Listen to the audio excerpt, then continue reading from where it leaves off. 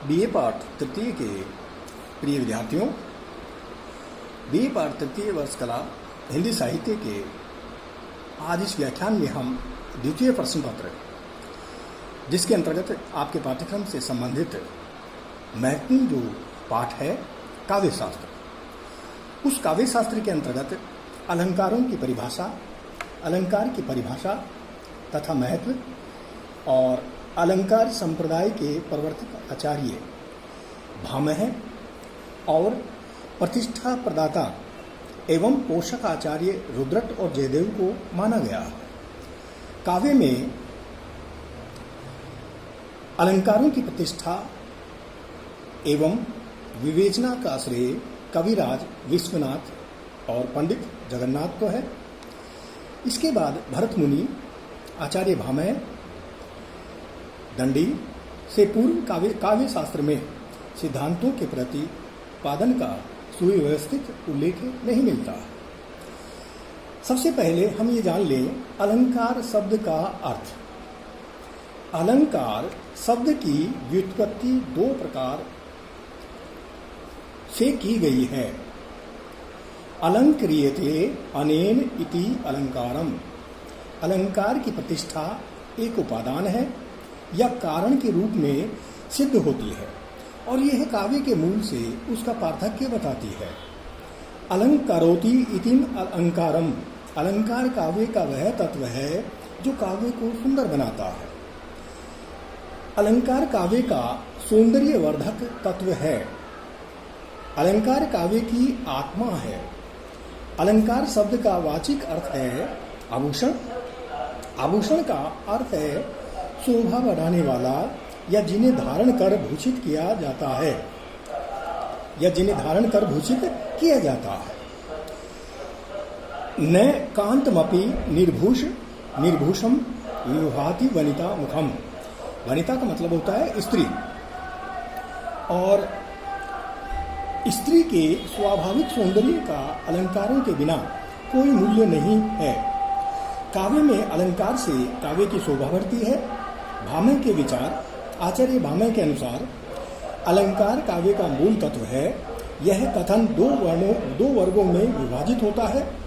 एक तो है अनलंकृत कथन, जिसको प्रकृत रूप के नाम से हम जानते हैं, और दूसरा है अलंकृत कथन यानी रमणीय रूप। 3, अलंकार का मूल वक्रोक्ति है, वक्र उक्ति। अलंकार और अलंकार्य में भेद नहीं है। स्वभावोक्ति भी एक अलंकार है।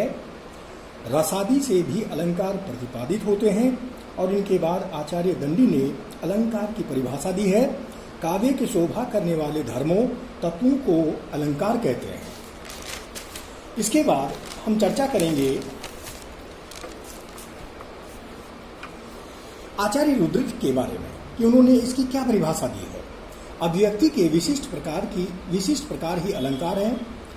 आचार्य वामन ने क्या कहा है अलंकारों के लिए? काव्य की शोभा बढ़ाने वाले धर्म अलंकार है। निष्कर्ष रूप में हम यह कह सकते हैं काव्य सौंदर्य का मूल अलंकार है। काव्य सौंदर्य का जो मूल है वो हम अलंकारों को मान सकते हैं। अलंकारों का मूल वक्रोक्ति या अतिशयोक्ति है। अलंकार और अलंकार्य में कोई भेद नहीं है। स्वभावोक्ति अलंकार नहीं है, नहीं काव्य है, वह केवल वार्ता या अकाव्य है। नंबर 5, अलंकार काव्य का शोभादायक धर्म और उसका मूल सौंदर्य है। अलंकार रहित उक्ति को काव्य मानने के लिए तत्पर नहीं है। ध्वनि, रस, संधियों, वृत्तियों, गुणों, रीतियों को भी अलंकार की संज्ञा से अभिहित किया जाता है। अलंकार काव्य के सहायक तत्व हैं। वह काव्योक्ति रमणीय प्रस्तुत अर्थ से रहित नहीं मिलती है। और अब हम चर्चा करेंगे कि काव्य में अलंकारों का स्थान क्या है। काव्य में अलंकारों का स्थान क्या है? अलंकार काव्य के लिए अत्यधिक, या जिसको हम कहेंगे अत्यंत वांछनीय है। इससे काव्य रुचिप्रद बनता है, पठनीय बनता है तथा भाषा में गुणवत्ता व प्राणवत्ता बढ़ जाती है। संप्रेषण शक्ति में वृद्धि हो जाती है। अभिव्यक्ति में स्पष्टता और प्रभावोत्पादकता आ जाती है। अलंकार जहां एक ओर शब्द की शक्ति को सामर्थ्य प्रदान करते हैं, वहीं दूसरी ओर उसकी अर्थवत्ता को अधिक ऊर्जावान बनाकर काव्य के प्रभाव में वृद्धि करते हैं। काव्य की आकर्षण शक्ति के लिए काव्यमयी उक्ति अधिक आकर्षण और हृदयग्राही होती है।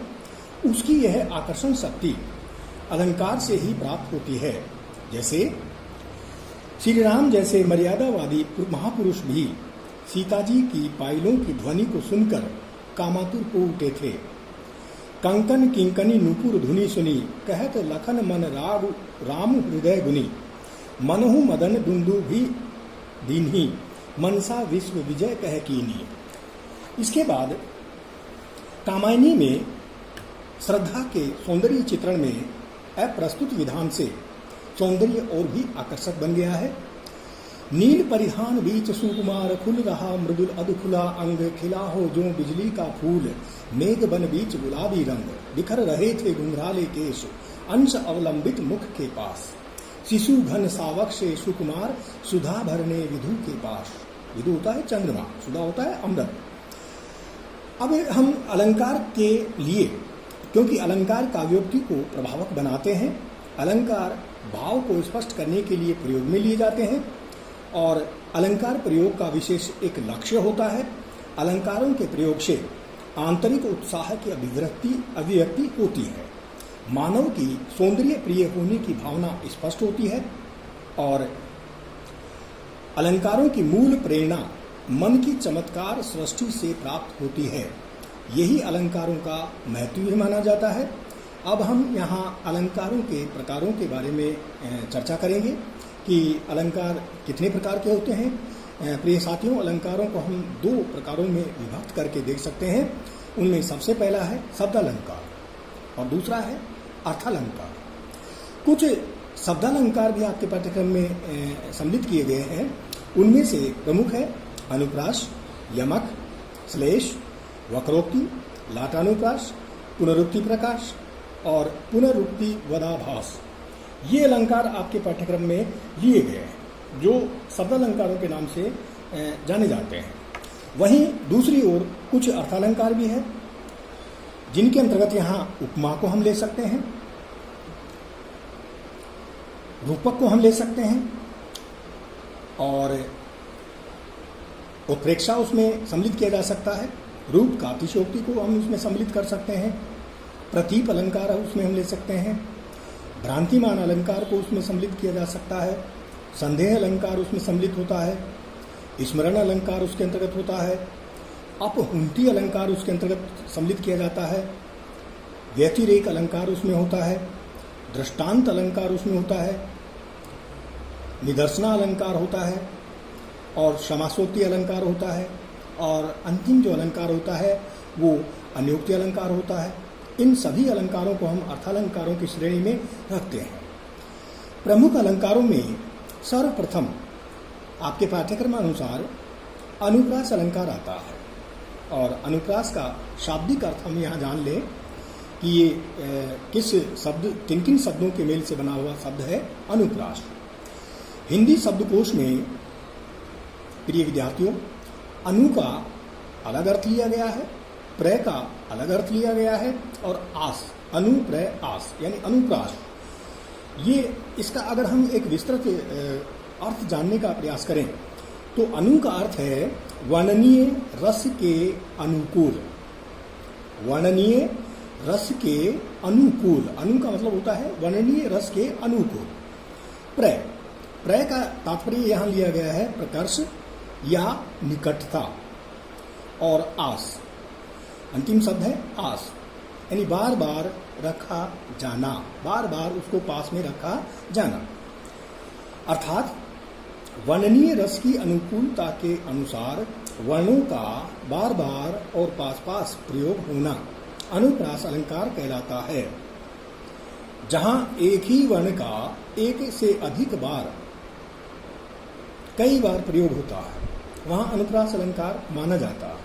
इसके उदाहरण काव्य में हमको निम्न प्रकार से मिल जाएंगे जिनका हम काव्य के अंतर्गत यहाँ वर्णन देखते हैं। जैसे पुरानी कक्षाओं में आप लोग कई जो उदाहरण हैं उनको पढ़ते आ रहे हैं। जैसे सबसे पहला जो उदाहरण है कि भगवान भक्तों की भयंकर भूरी भीति भगाइए, भय वर्ण की आवृत्ति इसमें बार बार हो रही है। दूसरा जो उदाहरण है, कलकल कोमल कुसुम कुंज पर मधु बरसाने वाली कौन, कै बार बार इसमें प्रयुक्त हुआ है। कानन कठिन भयंकर भारी, कानन और कठिन में कै दो बार आया है, भयंकर भारी में भय दो बार आया है। भरत भारती मंजू मनाली, इसमें भी भय दो बार आया है और मैं दो बार आया है। इसके अलावा याद रखने लायक जो दो इसके जो उदाहरण हैं वो भी इसके उदाहरण हो सकते हैं। जैसे खड़क सिंह के खड़कने से खड़कती है खिड़कियाँ, और खिड़कियों के खड़कने से खड़कता है खड़क सिंह। कह की बार बार आवृत्ति हुई है, इसलिए इसको भी हम अनुप्रास अलंकार मान सकते हैं। और अगला जो उदाहरण है वो आप लोगों ने सुना होगा, चंदू के चाचा ने चंदू की चाची को चांदनी चौक में चांदी की चम्मच से चटनी चटाई। चय वर्ण की बार बार इसके अंतर्गत आवृत्ति हो रही है, इसलिए हम इसको अनुप्रास अलंकार का उदाहरण मान सकते हैं। प्रिय विद्यार्थियों, आज के इस व्याख्यान में बस अनुप्रास अलंकार के ऊपर इतनी सी चर्चा हम करेंगे। आगे के व्याख्यान में आपको अन्य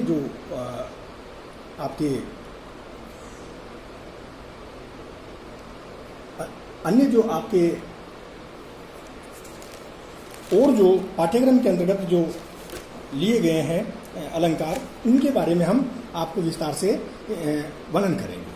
और जब तक आप कोरोना से बचते रहिए, और जब भी आप कोई भी काम करें तो अपने हाथों को बार बार धोते रहें, और 22 सेकंड तक कम से कम आप अपने हाथों को धोएं। और उसके बाद जहाँ कहीं भी आप जाएं, अपने मुंह पर मास्क का प्रयोग जरूर करें, और कोरोना को दूर भगाने में अपना जो महती जो योगदान है वो दें। धन्यवाद।